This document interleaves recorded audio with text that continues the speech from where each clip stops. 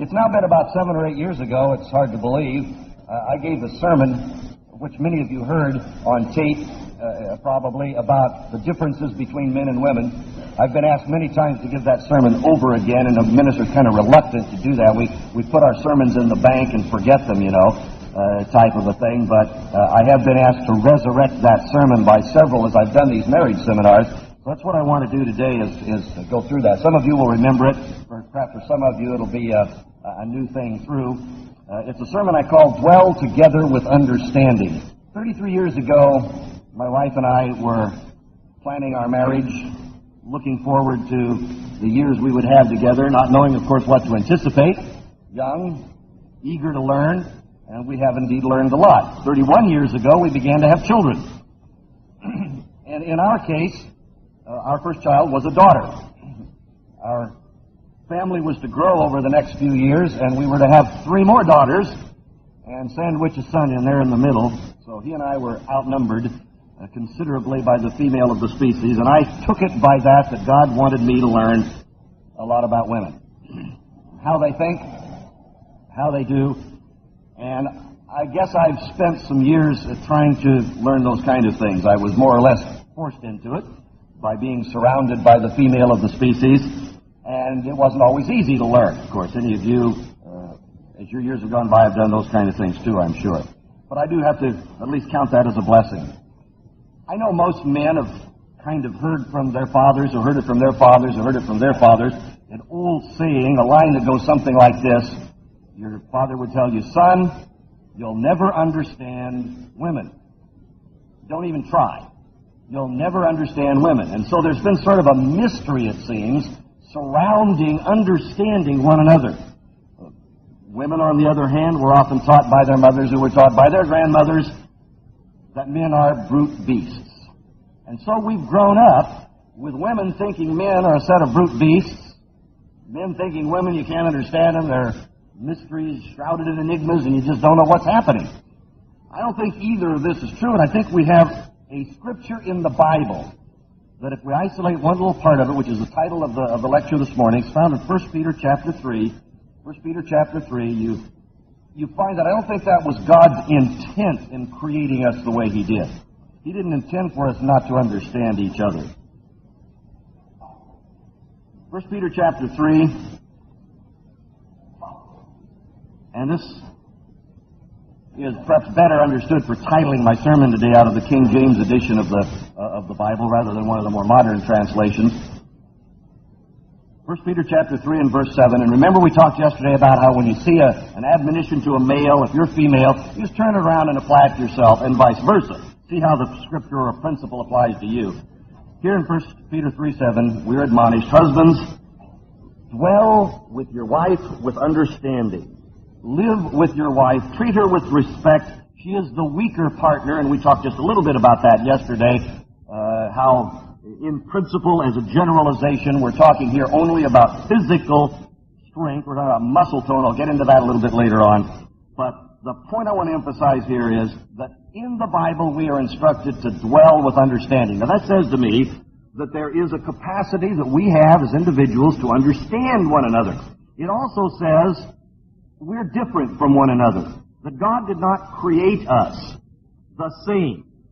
God did not exactly clone Adam when He made the woman. We were talking yesterday about how we were made to fill in the gaps with each other, how we each have strengths and weaknesses that when we put ourselves together we make a stronger whole than we could.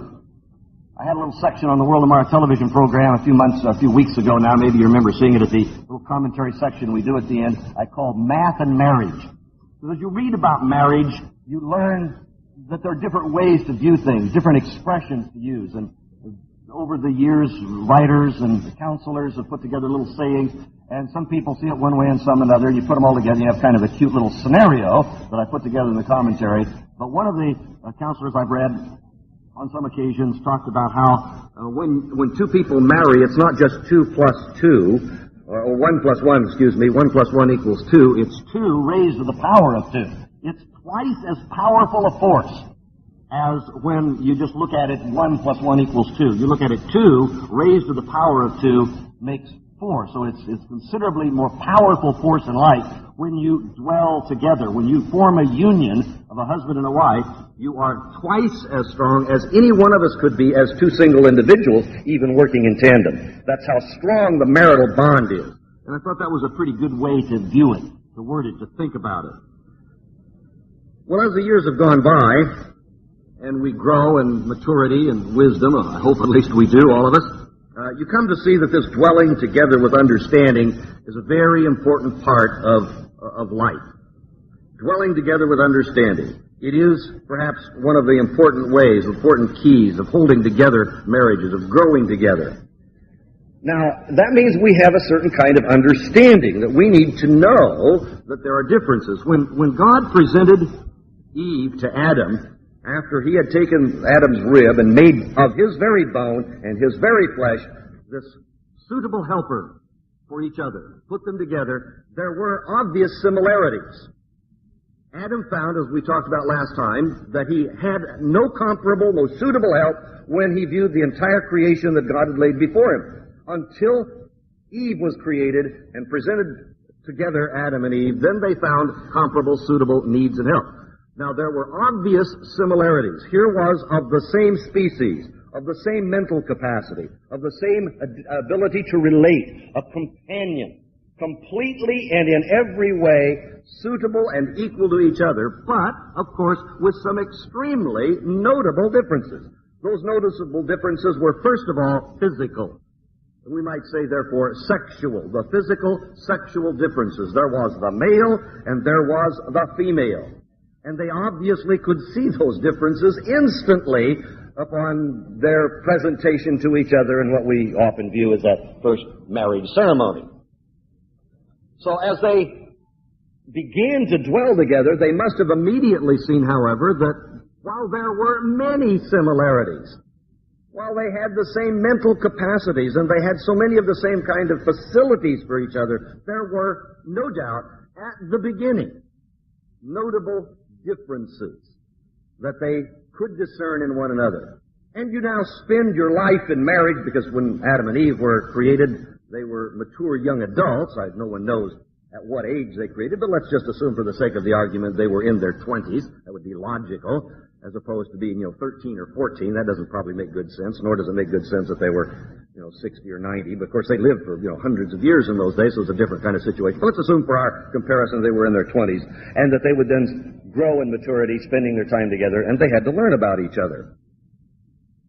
So we don't need to view God's creation as mysterious and not capable of being understood, but rather try to spend our lives in marriage learning what each other is all about, learning what the opposite sex does and thinks. I think another important reason, I didn't put it in yesterday's lecture, but let me start off with a thought to kind of tie yesterday into today. Another important reason God created marriage is because we were, it seems to me, created with a certain inherent selfishness. We are very concerned with self. I guess that's just the natural law of the way we're made. We are inherently, it seems to me, basically selfish people. And one of the very important lessons of life we learn in marriage, you learn it lots of other ways too, but certainly in marriage, is that we spend our lifetime learning to be unselfish. Most people, to be really frank, never get out of that. They spend their lives being selfish. But if you understand that you're to spend your life dwelling with understanding with your mate and learning to be unselfish, to give up of the self, to understand the needs of your mate, to provide the needs of your mate. Because that's what God brought Adam and Eve together to do, provide one another's needs. Suitable helper, comparable to each other. And if we understand that, what amazing differences there would be. Now, we're not talking again about some deep philosophical point that's just so difficult to understand that you've got to have a PhD in philosophy to get down to the basics of it. We're talking extremely basic material here. And it's not been hidden from us. So if you want to know how to dwell together with understanding, it requires really only two things. One, it requires understanding the differences, and then it requires putting to practice what you learn about life. It's just that simple. Sometime back I wrote a Plain Truth article that I entitled How God Designed the Family. And we can anticipate any month when we have articles in the magazine or any of the writers get back letters from the readers. Most of the letters are friendly and complimentary, but almost always there are a few letters that are critical, that take another side, that are in disagreement with what we write. Because I used a word from the Bible out of Ephesians chapter 5, where we were reading before, and I said we would go in and out of that chapter a few times, so you might want to turn there. Ephesians chapter 5, I used a word from the Bible that said, if you want to understand the family as God designed it, if you want to set up your family based upon biblical principles, then there's a word you've got to understand. And that word is submit. You've got to understand the word submit. Now, it is, if you're not careful, a negative word. It is a suppressive word. It is a word that almost automatically, depending on your background, relates to one person, usually the female, the wife in the marriage, being subjugated by the superior male of the species. And this is, of course, the history of human beings on the earth. It's been a male-dominated, male-chauvinistic society that we've lived in for all these thousands of years, for the most part. And until comparatively modern times, it was that way. So I use the word submit, I thought, in a proper biblical sense, but it was something that stirred up a hornet's nest, because I got a lot of letters. Hate mail, we call it in editorial, when we write these kind of things. It is a word that strikes a response in especially modern Western culture, where women have moved out of a more suppressive, repressive culture from ancient past even to recent past, and are now enjoying newfound freedoms and liberation. And some of that properly so, by the way. I don't want to belittle that in any way. But some of the mail I got said something like this. I'll read you some quotes from it. You're just like all the other male chauvinists. You want to keep women barefoot and pregnant. Why don't you wake up and enter the 20th century? Okay, I'm awake. I'm in the 20th century. Another wrote, I'll tell you right now, if that's what the Bible says, I have no intention of doing it. If I have to submit to my husband, I have no intention of doing it. And another wrote, why should a woman have to submit to a man? We are just as good as you are. It has taken all this time for us to achieve equality, and now you want to send us back to the Middle Ages. I didn't realize how explosive that word was, I think, until I got some of this kind of mail from material as the time went by, the weeks after I got the article was published. Well, I didn't mean for that to happen, of course, and I find that a bit humorous because I'm probably for the worldwide Church of God, in one sense of the word, as avant-garde in this way as just about anybody in the ministry.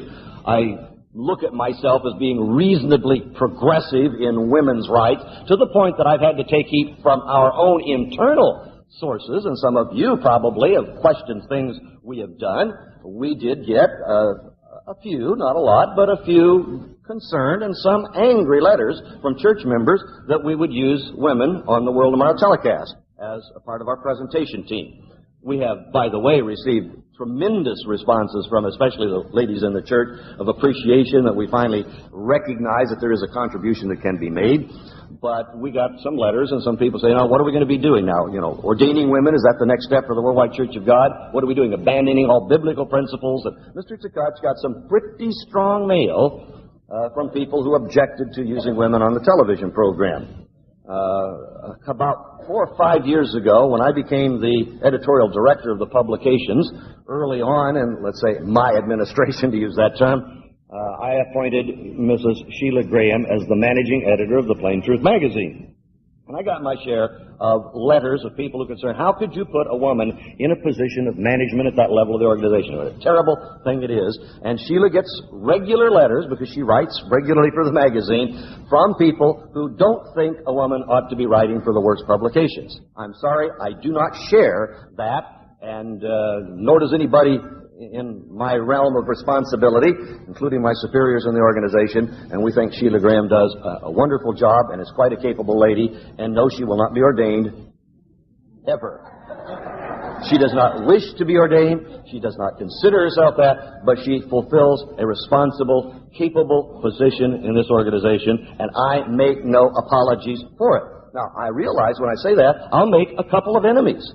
I hope not in this room, but I'm willing to take the heat, because I feel God has led us, and we have to understand the way we're going, and I don't want somebody to jump all over Mrs. Graham, who happens to be, of course, a mature lady, as opposed to, let's say, Wanda Todd, who's quite a young lady, doing some of the reporting, or Christina Crow, who are, both of them in their cases, reasonably young ladies, doing some of our reporting segments on the program. And yes, they do, in their reporting segments, refer to the Bible. I just, for the life of me, can't see why it would be considered wrong to do that. But there are those who feel we are living in violation of the term submit. And I don't feel we are at all. In fact, as we read Ephesians chapter 5, if you have your Bibles open there, the whole section sort of gets the tone started in verse 21, Ephesians 5:21, where we're told, submit to one another.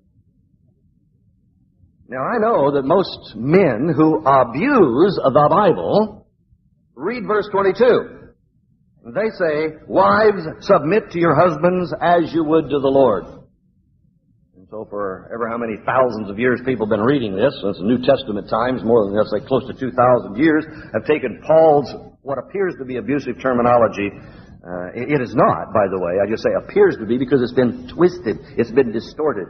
And people will sometimes, especially the male chauvinist types, read verse 22, wives, submit to your husbands as you would unto the Lord, and they don't read verse 21, don't want to hear verse 21, don't want to talk about verse 21, and just as soon I'd never read verse 21, but I can't stop reading verse 21 because it's part of the context. And if I'm going to read verse 22, and I'm going to tell my wife that there is a submission responsibility within the confines of marriage, I've got to back up and read, wait a minute, this is a two-way street. And that the word submission, therefore, should not be interpreted as authoritatively as many have done in the past. Now, if we read verse 21 in that context, that there is a certain obligation we have to one another, a certain deference to one another. We're talking about dwelling together with understanding. I want to understand my wife. I want her to understand me. And as we live together and dwell together and we grow in understanding, we learn to give and take. We learn what our strong points are and what our weaknesses are. And we learn to defer to one another. We learn to respect one another's counsel and advice. That's what submit means. It's an equal two-way street. And in every way, when it comes to mental capacities, shockingly enough, again, I guess this is a modern revelation, there is total equality of the sexes. There is no superiority. We are not talking about who is better than whom, any way, form, or shape. We are different, and different does not imply better and worse, and I wish for once and for all we could get that through our heads. Different does not imply better or worse. If one is bigger or stronger, it does not make one better. That's all there is to it. Let's go back to 1 Peter 3, where we're reading before. 1 Peter 3, and pick up another thought. 1 Peter chapter 3 and verse 7, because I want to emphasize equality. We talked about dwelling together with understanding.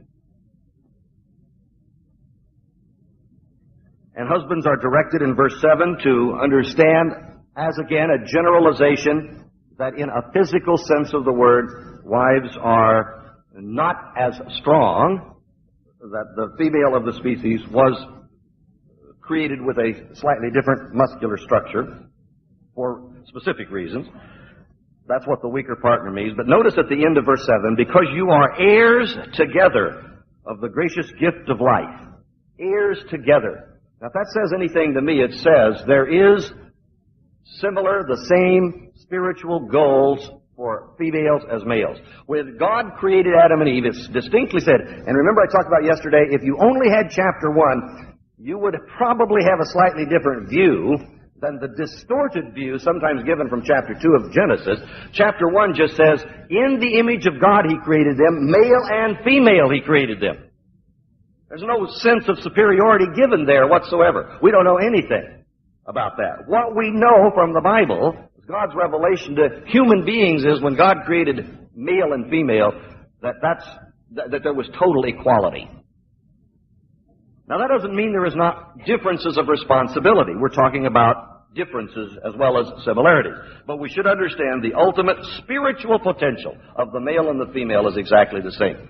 In fact, Christ came to reveal, or one of the questions that the Jews never understood in the days of Jesus, and maybe, I don't know, most people ever have, was what will it be like in the next life? What will it be like after this physical life is over?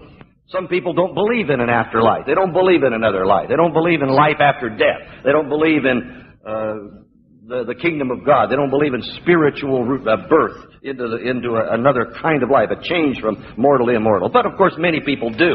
And when you get to talk about it, nobody can really describe what it's like because God doesn't give us a clear picture.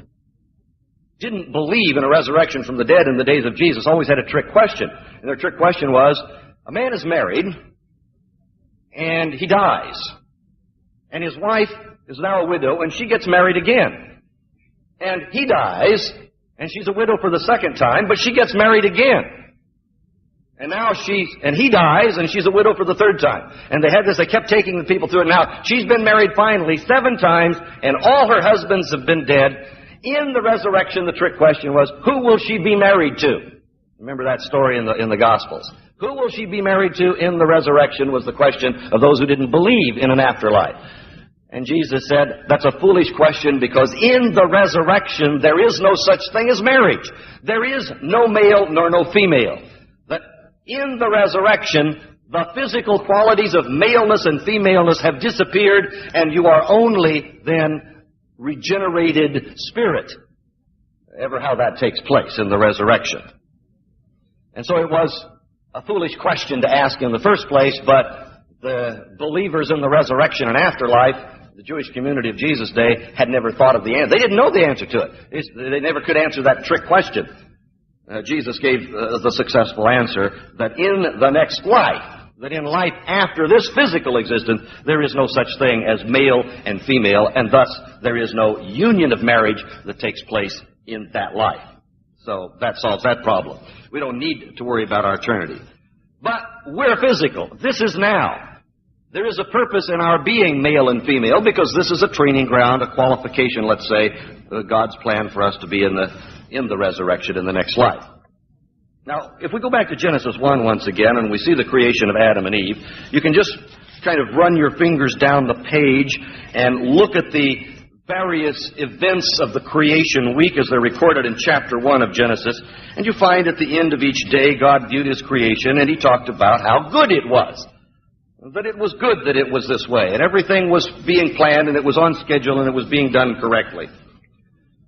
On the 6th day of the creation week, when God had created Adam and Eve, and thus we have now human beings made in the image of God, a species quite different from all other of God's creation, with the great and ultimate potential to live forever, to be changed to immortal beings. At the end of that time, verse 31 of chapter 1 of Genesis, God looked at what He had made on that day, and He said it was very good. An emphatic word. It was not just plain good, it was very good. What God had done now in creating mankind, human beings, male and female, it was very good. Now, what did God do? I was talking yesterday about how we can combine the knowledge of the Bible, the spiritual knowledge of the Bible, with modern research, with modern techniques of understanding, with modern psychology, medical science, all of the comings together of knowledge, the accumulation of human experience we've been able to learn. And we know a lot about human beings that we didn't used to know from the point of view of historical. What we find when we analyze what God did is that human beings are made up of cells. Now, all life is made up of cells. I won't get you into a biology lecture here. This is very basic stuff. We'll keep it that way. All life is composed of cells. Human cells are made up of 2 kinds of chromosomes that make up human cells. Now, we've just labeled them very simply for biological purposes, X and Y chromosomes. You and I, and that's what we are. It's very simple, see, very basic. You're a set of X's or X's and Y's and so on. That's what you are. When God made Adam, that is the male, He made him of both an X and a Y chromosome. Now, we know that scientifically. Now, that's what God may not have called it that, but that's what we call it scientifically, medically. So Adam was made, and he was made out of an X chromosome and a Y chromosome. That is his cell structure, and that's what makes those of us who are male of the species male. We have to have X's and Y's, or we're not males. Now, male, therefore, can be defined many different ways, but one way to define male is the one, because of the X and Y chromosome structure, the one who performs the fertilization process for the purpose of human reproduction. The male does the fertilizing, and that's possible because of the cell structure, the chromosome structure of the male being X's and Y's. Now, when God created Eve, remember we were talking about that yesterday in chapter 2 of Genesis, He caused a deep sleep to come upon Adam, and He took of his bone and his flesh from his side, and He formed and He fashioned a comparable help to him that we noted in many, many ways, certainly first and foremost, mentally the same. But there were notable physical differences that they must have seen right from the start. And when Adam saw Eve, he said, "This is bone of my bone and flesh of my flesh." Knew now that this was not of the animal species. This was like no horse or cow or dog or goat or chicken or pig or horse or whatever had come before him. This was now bone of his bone and flesh of his flesh. But as I've noted, it was different. It was the same, but it was different. Now, what was different was created because when God made Eve, He made her of only the X chromosome cell structure. And that's what makes you, who are female, female. You don't have Y chromosomes. We're talking better here. We're just talking different. You're female because your chromosome cell structure is made up only of X's. And we who are men have X's and Y's. Thus, we who are men are capable of performing in the reproductive process the fertilization because you have X chromosomes, you're female. That means you are capable of bearing the offspring resulting from fertilization. Now, there are all kinds of experiments going around, it seems like, today for people, for doctors, the medical profession want to figure out how men can have babies. I don't know if they'll ever figure out a way to do that. I can't imagine that they would, but then, a number of years ago, no one would ever imagine we would send men to the moon and bring them back safely, and we would do the things we're doing scientifically in so many different fields. So I'm not going to step out on a limb and say that human reproduction will never be some kind of a way in which they figure out how to implant fertilized cells within the male structure. I doubt that would ever occur, but I think it'd be foolish to say it wouldn't because I don't know what the capacities are. But for the sake of our more simplified definition, God made females then capable of bearing the offspring which would be fertilized by the males. And so these series of X's and Y's become extremely important when it comes to the human reproductive process. And it boils down to being, as I said, a fairly simple matter. But I wonder now if we don't have some things to learn in dwelling together with understanding from the process of God's creation and the designing of the human structure into the male and female of the species capable of fertilizing or being fertilized and bearing children as the case may be, if God didn't have some fun, as it were, with the way He then structured us as human beings. I think He did. Now we know, again, from further research, and you can read quite a lot about this. Since I gave this sermon about 7 years ago, I have received quite a stack of articles and information from a variety of sources, from some of people like yourselves who then read material in magazines or you studied in school and have sent me clippings. And so I've got quite a big packet of information that even further has supplemented the material I put together for this sermon a number of years ago. But we find when we study the human brain, again, I'll keep this simple, that our human brains are divided into two halves we call hemispheres that are divided down the middle. We have a left side and a right side. But I wonder now if we don't have some things to learn in dwelling together with understanding from the process of God's creation and the designing of the human structure into the male and female of the species capable of fertilizing or being fertilized and bearing children, as the case may be, if God didn't have some fun, as it were, with the way He then structured us as human beings. I think He did. Now, we know, again, from further research, and you can read quite a lot about this. Since I gave this sermon about 7 years ago, I have received quite a stack of articles and information from a variety of sources, from some of people like yourselves who then read material in magazines or you studied in school and have sent me clippings, and so I've got quite a big packet of information that even further has supplemented the material I put together for this sermon a number of years ago. But we find when we study the human brain, again, I'll keep this simple, that our human brains are divided into two halves we call hemispheres that have divided down the middle. We have a left side and a right side. Now, interestingly enough, the left side of the brain exercises control over the right side of the body, and then vice versa, right side of the brain over the left side of the body.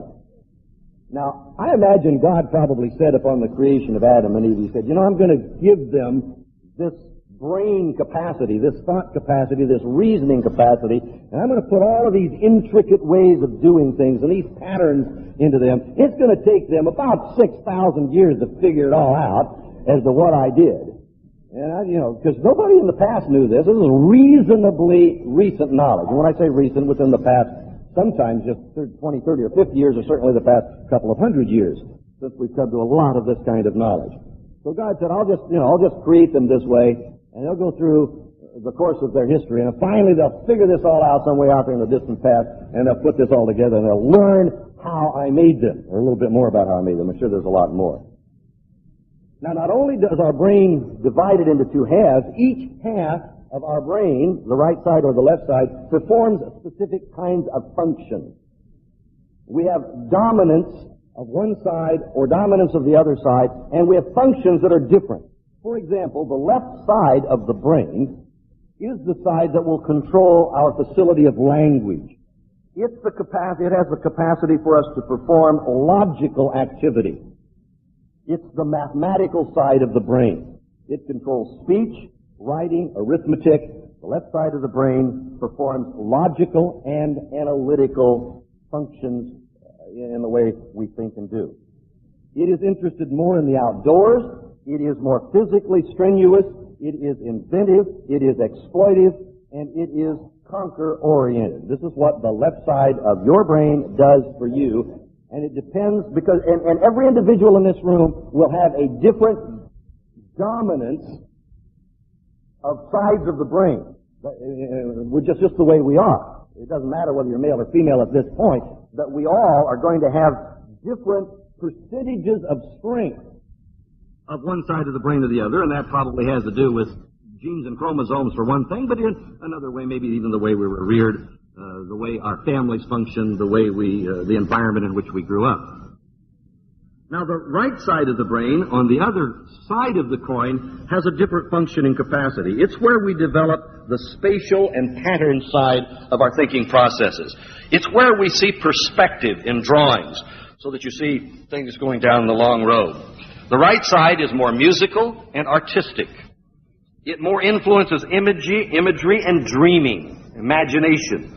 It's concerned with relationships. It shows more of emotion, and it is more impulsive.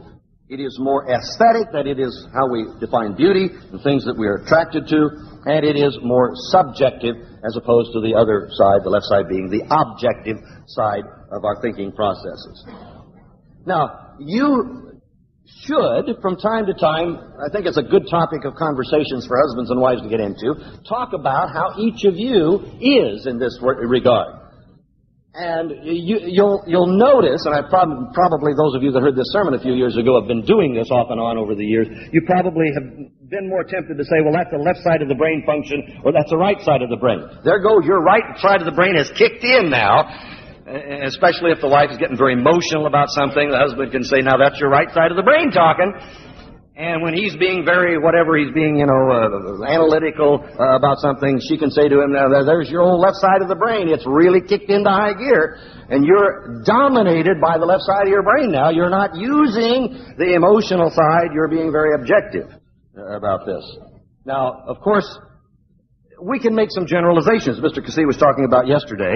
You have to do that. And again, I'm not trying to talk about somebody who is not exactly the way we describe in our generalizations as being weird or odd, because there's nobody exactly the perfect median, I don't think. But again, we talk in generality. And of course, when you understand the left side and the right side of the brain functions, you do see a pattern emerge that in general, males will be left-brained dominant and females will be right-brained dominant. Now, there's all kinds of flexibility within that. People, let's say males, for example, who are artistic, musical, will tend to have a more right side of the brain orientation. And likewise, there are females who are very engineering, mathematically oriented. Nothing wrong with that. It's not weird or odd not to be stereotypically on the extreme sides. So you don't think that.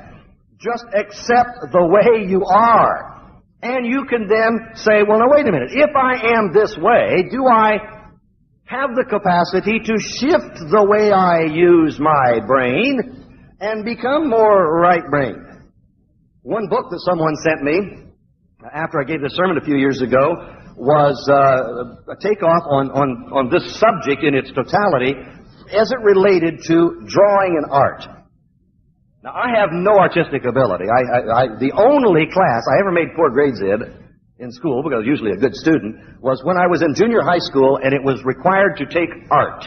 I flunked 8th grade art. I never made anything lower than a B in a class in my life, except 8th grade art. I could not draw, paint, finger paint, make clay pots, and the things you do with those basic art. I did not have any right brain orientation. So I had a very difficult time. I've got a book that says Learning to Draw with the Right Side of the Brain. That may not be the exact title.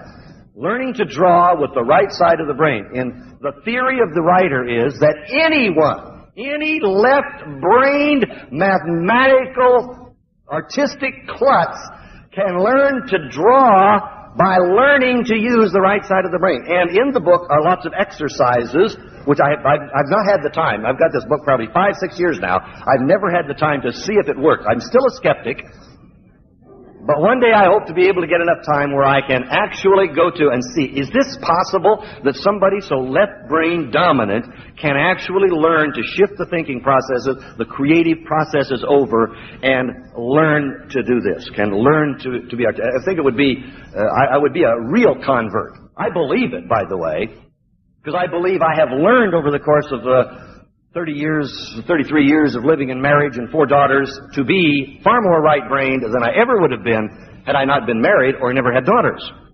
I think I've learned a lot about right-brain thinking, a lot about right-brained emotion. I couldn't read that story yesterday without almost breaking up. I could have read that story 20 years ago and just read it like iron-willed, Just read this story about this Russian, and his wife. I could have read that 20 years ago. Yesterday I had to choke back the tears. So I know I have learned to be much more emotional and reactive in that kind of thing. So I think God said, I'm really going to give them something to think about through this time. And we're going to give them this way. I'm going to give them these things. Now, when there are points of controversy from a scientific point of view, so I don't know, I don't want to carry this too far, because you now will, this became a very popular, this left brain, right brain thing was very popular during much of the last decade. Lots of magazine articles appeared about it. Perhaps you read them in a variety of different publications, and they were discussed on talk shows, this kind of thing. And now there is developing a kind of a counter movement in the field of medical studies and psychology, and maybe there's been too much emphasis placed on this, so don't carry it too far. That's my advice to you. But I think there's got to be something to it, and I don't think there's any discrepancy, the fact that we understand these kind of things. They discovered these things as they dealt with patients in mental illnesses. They discovered there were people who had, and this is how they came to the knowledge of this left brain, right brain thing in the last, maybe century or so. So I think it's pretty clear scientifically. Now, some of the material that you read in articles from 6 or 7 years ago are being disputed by modern research, but so I'll put it in that context. But let's see how God created us, because I think this puts together a very important part of the story. When a little baby is first conceived, when the sperm and the ovum unite in the fertilization process, for about the first 7 to 8 weeks, there appears to be, because it's just a little tiny thing called a zygote, it's just a little tiny speck in size, about the size of a pinhead or so, barely microscopically visible, and that at this point in the fertilization and development process within the body of the mother, all babies are pretty much alike. Now, because, however, it has already been determined at the moment of fertilization whether it's an X and a Y chromosome combination or an X chromosome only, that already, whether it's male or whether it's female, is determined. Nothing is going to change this. You don't change in the process. It's determined at the moment of fertilization, but for the first couple of months, there is practically there's no visible difference. Now, at about the 7th and 8th week, a marvelous phenomenon takes place. If it's an XY chromosome combination, that is, it's going to be male, little boys begin to secrete a special hormone that begins to develop their male testes. Little girls, of course, are in the process of developing the system of ovaries and eggs that will be fertilized in the course of her life. You've probably been reading an extremely controversial new ethical issue that the medical profession is facing, is that aborted female fetuses, it is now possible through animal experimentation, and I think it will be possible physically to do it with human beings too, to take the eggs from aborted female fetuses and preserve them for fertilization so that they could be in vitro implanted into women who can't have babies. And it's a tremendous ethical issue. The point is not to discuss the ethics of that here, but to point out that in even fetuses already, the system of egg cells have developed inside of the mother's womb as the fetus is developing. And it would be they are potentially capable of removing from the aborted female fetus the eggs and preserving them for fertilization. I mean, just beyond, it's probably repulsive to most of us to even think about such kind of experimentation. But this is what's going on. The point is, the femaleness and the maleness are already there, you see, and this has begun to take place at about that time in the development, 7th, 8th week of the process. Then a hormone begins to be excreted for the male called testosterone. You've probably heard a lot about that too. And it's what's going to make the male, and of course the lack and absence of that, and the other hormones that make females. Now, there is a theory that between the 16th and 26th week of the gestation period, that there is a chemical reaction that takes place as a result of the testosterone, the male hormone, that is being secreted, and that is that it sneaks up to the brain, which is about the size of a walnut at this point, and it slightly shrinks the left side of the brain. In the female, androgen causes approximately equal development of the two halves, so that there is a minuscule, this is a theory now, it may not be provable, that there is a minuscule difference in the female brain and the male brain, and that is the female brain hemispheres are more equally oriented and more equal transmission of fibers between the two, and the connectivity tissues that go between the two halves of the brains are more equal in females and slightly less in the part of males. And so the male dominance is caused by a certain shrinking factor. And so as Bill Cosby worded, he was talking about this in one of his routines, and I used it in the sermon. He said, therefore, we are already at a disadvantage because here we are, within 26 weeks of our gestation period, we are already, we males, brain damaged. That the shrinking process has begun to take place, and of course most women have that figured out a long time ago. They just didn't know how it scientifically had taken place. They knew we men were brain damaged, and now they know why. Secret that makes us male has snuck up to our brain and has gone just a little bit. Just a little bit of shrinkage has taken place so that there's a damage factor there. Now, when you have two X chromosomes instead of an X and a Y chromosome, interestingly enough, you develop a stronger immune system. There are about 140 boy conceptions to every 100 girl conceptions that take place in the human reproductive process. 140 boys are conceived for every 100 girls, yet natural births that take place, there are 106 boys born for every 100. So that the development of a male, you're much more likely to have a miscarriage with a boy than you are with a girl. 140 to 100. You see, 106 to 104 then. So much for women being the weaker sex. What do you mean weaker? It's really not substantiated. Women withstand disease better, are resistant to lots of things more. We're only talking in muscle tone. Men, it's about 40% of our body weight that's muscle tissue. Women, it's about 20%. These are differences God created in us. And again, we're dealing with the generalization, the broad overview. Women deteriorate about 2% every 10 years. Men deteriorate about 10% in the same period of time. We get older faster. I don't like that. But I can't do anything about it. It's built into the process. And in men, it speeds up after age 40. And all of us who are there can testify that that's true. Now, this is scientific information. This is medical research. This is something the Bible doesn't reveal, but we have come to understand, and it may not be the most exciting knowledge you've ever been given, but you've got to understand this is the way it is. And when I say we dwell together with understanding, we need to understand a lot more about our physical, mental, and emotional, and spiritual makeups too. It's going to help us a great deal. Women have about 4/5 of a gallon of blood circulating in the system. Men have about 1.5 gallons. In every drop of blood in a man, there's more than 1 million red blood cells, more than in the women.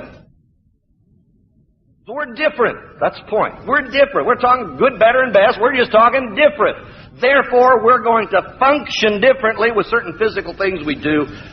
And to me, this is one of the problems. I said, I consider myself in certain ways a kind of avant-garde guy when it comes to modern understanding.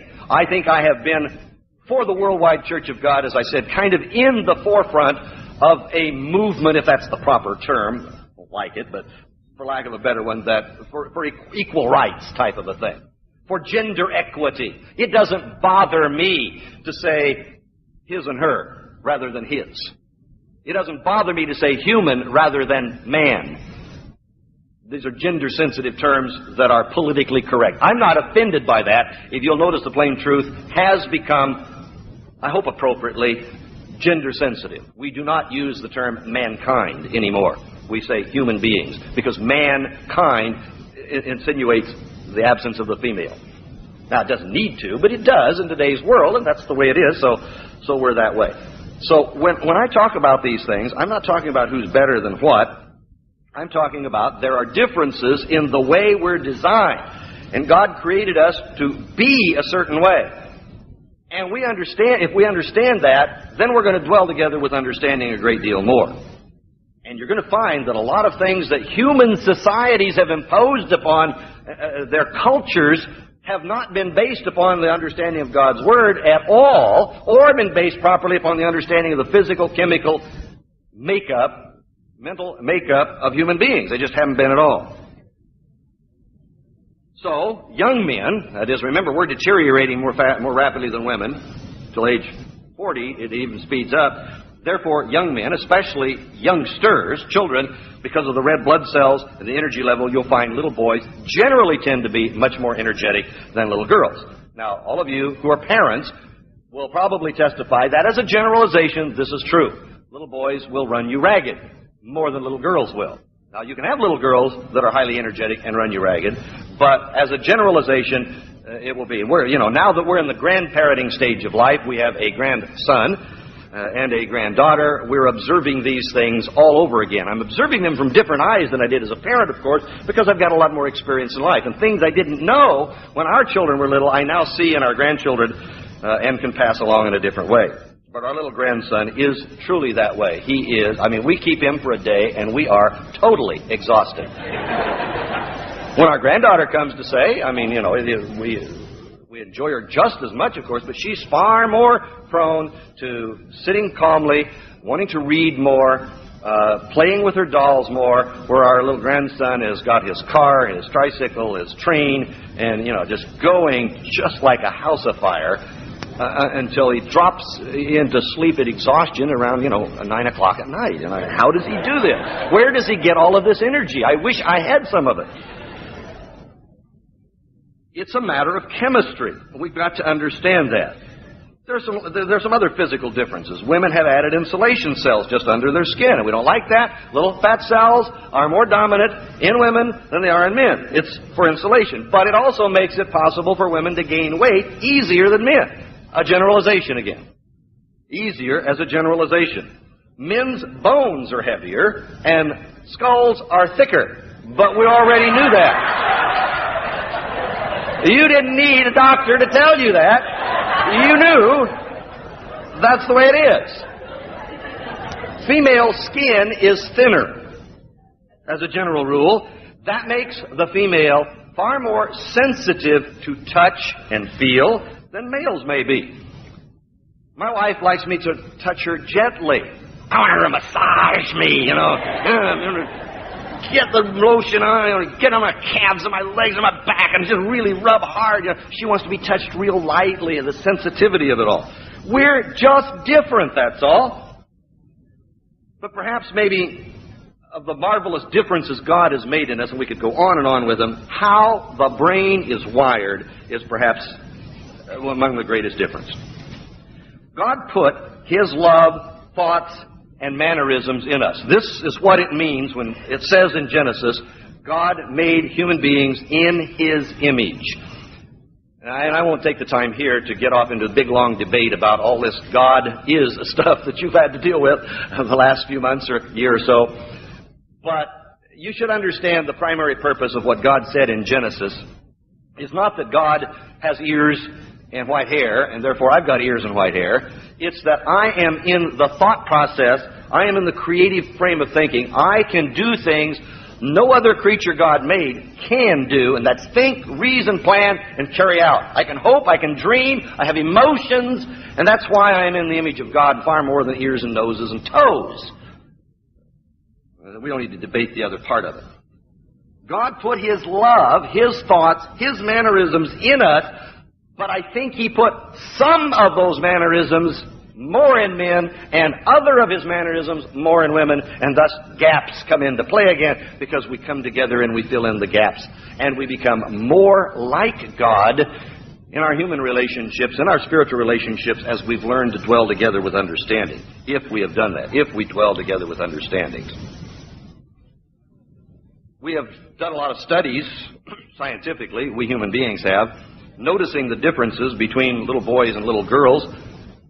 And again, we speak in generalizations. In control study groups, you put a group of children in a room, in a playroom, and 100% of the girls' noises will be verbal with communication.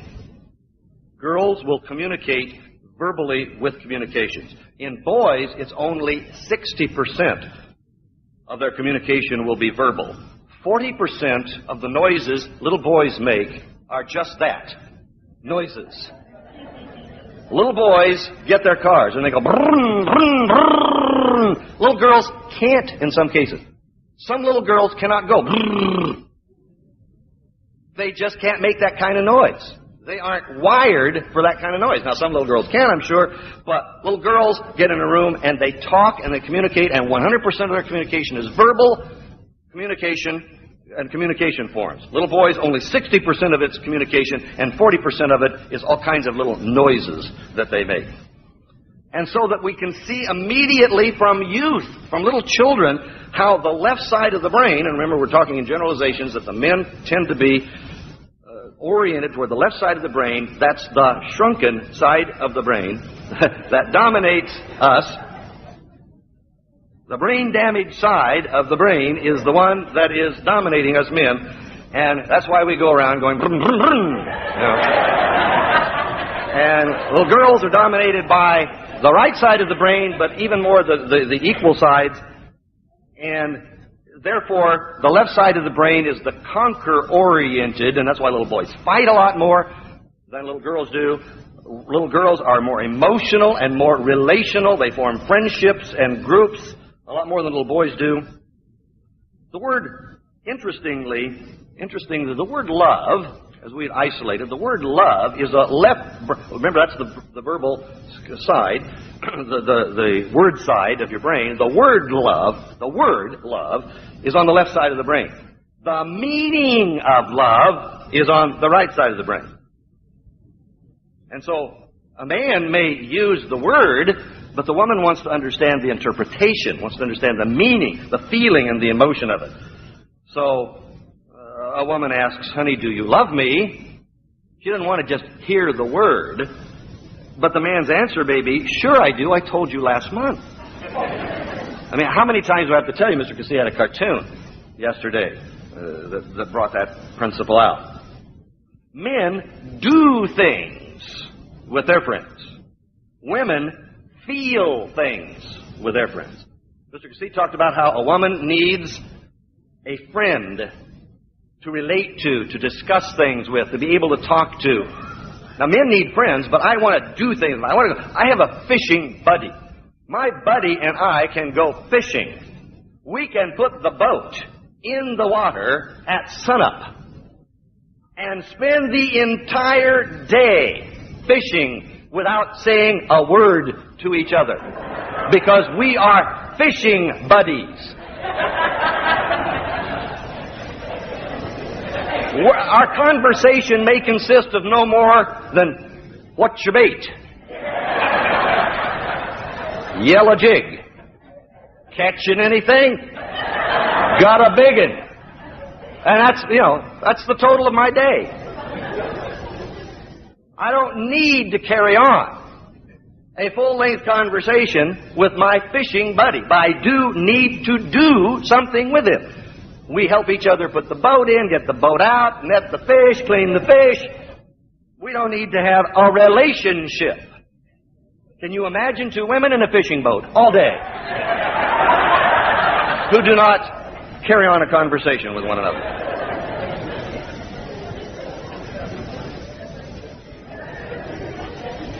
What do men... We talked about the left side of the brain being the conquer-oriented side of the brain. I've got to go out and conquer something. That's the way I think. That's the way we are. I have to conquer the trip that I'm on. We go on a trip. You've all been there. You go on a trip with your husband, your dad, whoever, husband, boyfriend. What do men do? They conquer 500 miles today. You remember the line from the sermon in the past? I've heard it hundreds of times since. I think probably more people remember this line from the sermon than anything I said in that sermon a few years ago. I have got to make Phoenix by sundown. I don't know why I have to. It's just I have to. I live in Pasadena, and we load up the car, and it's hurry up, get the car loaded. We are going to make Phoenix by... Now, what am I going to do when I get to Phoenix? I'm going to check into a motel and go to bed. Why do I need to be there by... I don't know, but I have to be there by sundown. My wife wants to stop and see the world's biggest rabbit. There's a big billboard. In Arizona, you cross the state line, stop at Stuckey's and see the world's biggest... I don't care about the world's biggest rabbit. I've got to be in Phoenix by sundown. What is it that we're this way? We go into the restaurant to have lunch, and the kids are fiddling around, and it's McDonald's, and they've got a playground outside, and they wolf down their hamburger and French fries, and they go sliding on the slides, and I'm saying, come on, get in the car. We've got to make Phoenix by sundown. It's because we're not there yet. That's where but I've got to get there. My wife has had to learn, and I'm trying to learn these things. I'm trying to overcome a lot of this stuff. But my wife's had to learn, I'm doing something. It comes, and it's finished, and I've got to get on to the next thing. Why can't I just enjoy the completion of what I've done? I don't know. I've got to start doing the next thing. And that's just the way we tend to be. Ever been on a family vacation? You're looking for something. The Washington Monument, though it's hard to find it. You're driving around, and there it is over there. And the kids notice that you have passed this same intersection about 3 times. You probably learned, do not say, "Dad, are we lost?" Men are never lost. And we do not stop to ask directions of how to get to the Washington Monument that we can see just over there.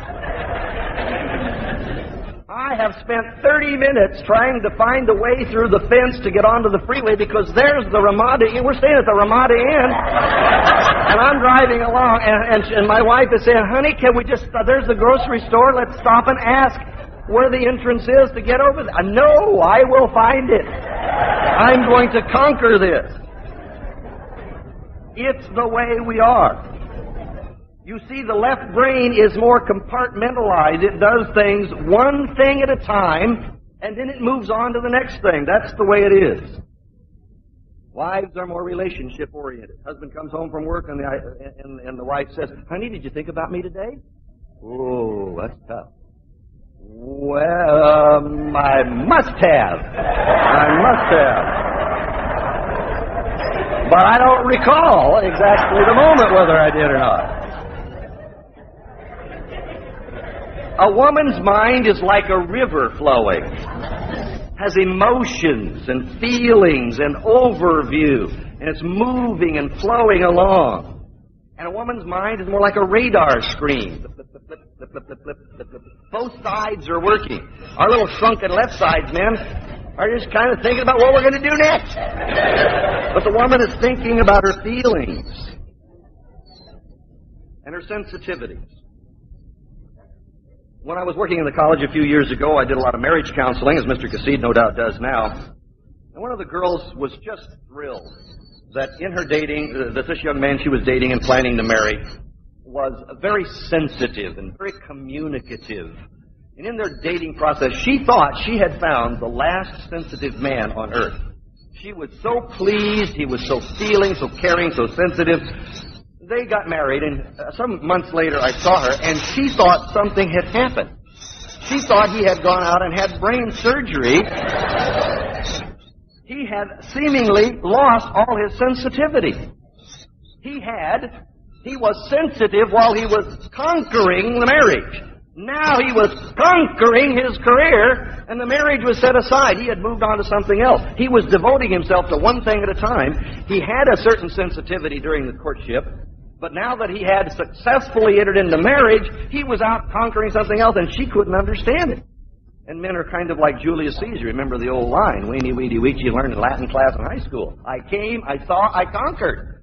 That's the way we think. This man had conquered marriage, and now he was conquering something else. Husbands come home from work, and the wife maybe says, "Honey, can we sit down and talk?" And talk.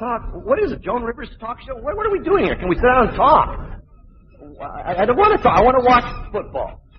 Now, I really admire you guys coming to a marriage seminar on a weekend in which the NFL playoffs are in their second week. Because probably a bunch of you want to know, well, it doesn't start for another 2.5 hours, but you want to know what's happening. And see, Mr. Cassie, I lived in Texas for all these years. Mr. Cassie and I are rabid, and I guess I'm in the wrong country, but I'll just admit it here, and you can throw things at me today. We're a rabid Dallas Cowboys fan. And you can be a rabid Cincinnati Bengals fan if you want to. But I'm going to want to know the entire afternoon, and I'll probably have somebody checking regularly, and we'll report to you if you want to know it, the scores of the football games. Now, yesterday was the Sabbath, and we were here, and the first thing we did, Mr. Cassie and I rushed straight to our rooms and turned on NFL primetime on ESPN because I had to know what happened in yesterday's football game. Now, maybe you're not as addicted to that as I am. Not all men are, but many are. Of course, the American male as a species is totally addicted to football, basketball, baseball, and other sports, hockey and other things, and addicted to it on football.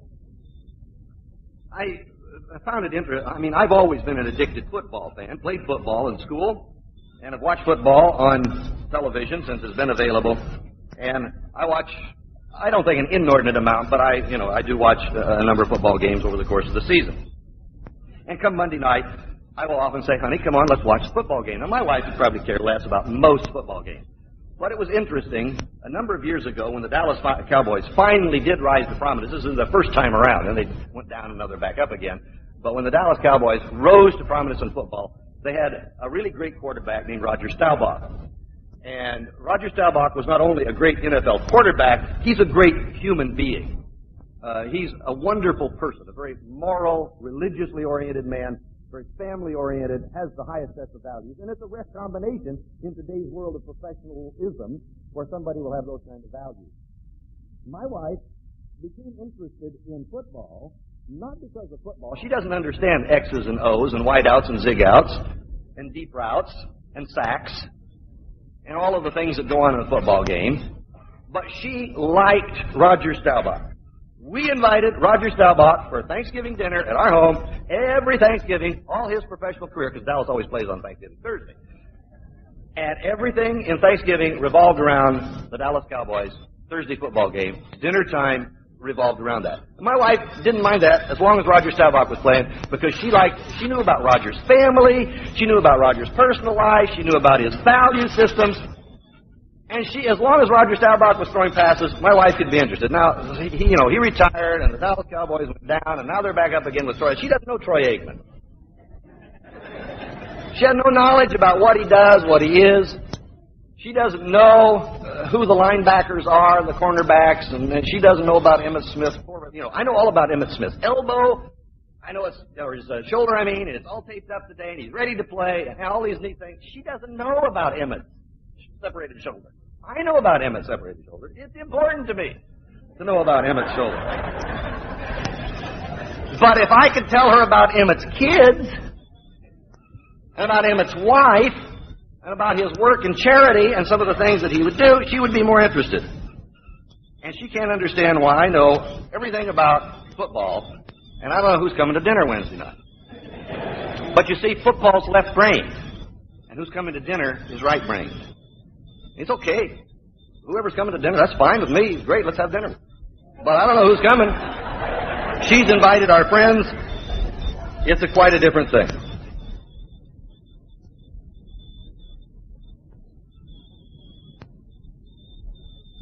You men, you want to talk about what you want to do with her, how you want to spend time with her. You need to learn what she needs to learn. You can't say to your wives, let's go hunting. Now, some women like to hunt. Most don't, but some women do, and that's okay.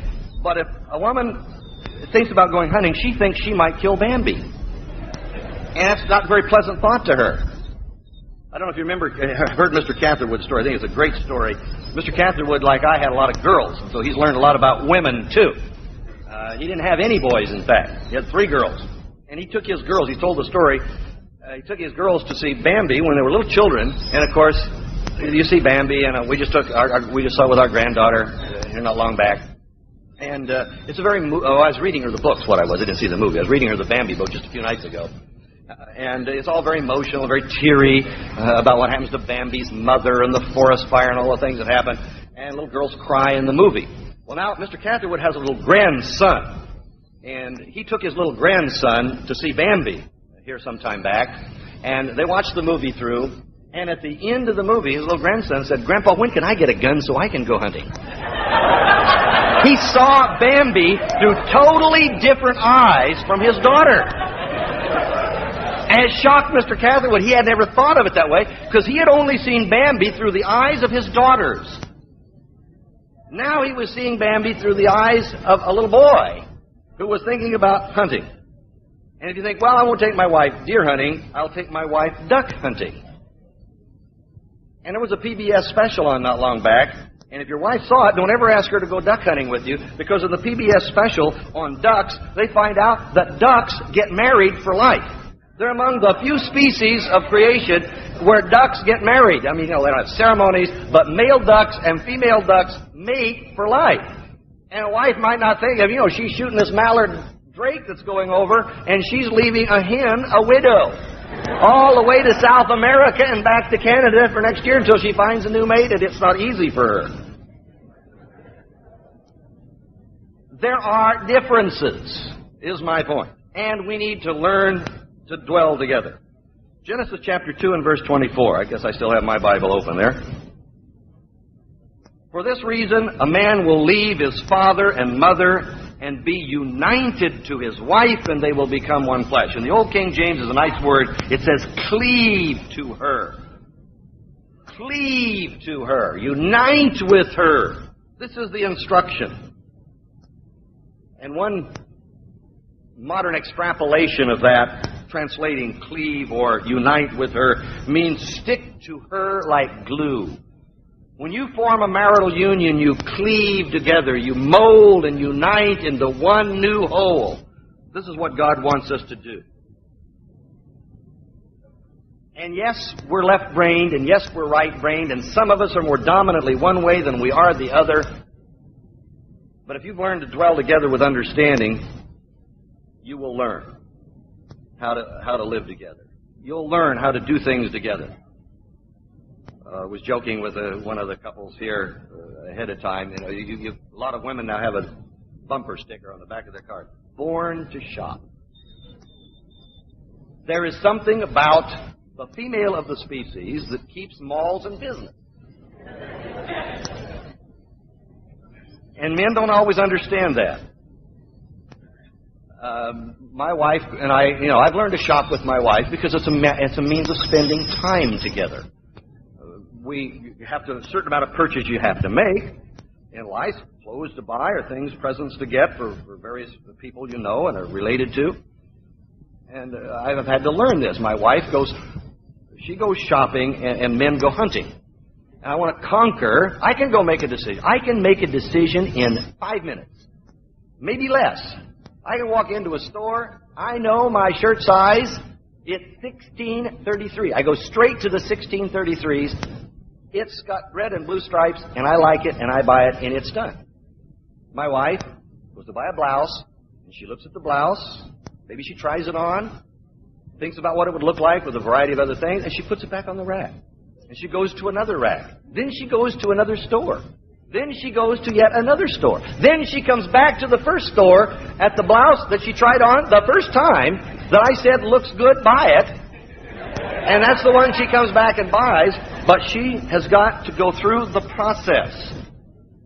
I don't know why that is, but I've had to learn. It took me 33 years. I have learned that's the way it is, and I now go to a store, and she tries on, and I make my comments, looks good, no, I don't like that as well as I do this, and we talk, and I know she will not make a decision in that store, and that we will walk out and come back to that store later if she doesn't find something in the meantime. But she's always got to satisfy that she won't find something better in another store at a better price or that suits her better. There are differences in the way we do things. And I think that's the point I want to make. There simply are those differences that you and I must come to relate to. If you're going to dwell together with understanding, you don't criticize those differences. We have spent thousands of years belittling each other as men and women for our differences instead of saying what a wonderful way God has made us. Each to complement the other. One to have more emotional relationship feelings than the other to be more logical and movement-oriented, and we fit together and blend together and learn to be more like each other, and women learn to orient themselves to the man's way of thinking, and the man learns to orient himself to the woman's way of relationships, and by the time you spent 50 years together, you have melded yourselves into a team that is inseparable. I mean, it happens right away. It should happen in the first days of your marriage. This is a beginning thing. But a lot of people don't do that. Instead, they spend their time belittling, criticizing, ridiculing, making fun of, putting down, and then divorcing one another because they never learn to dwell together with understanding.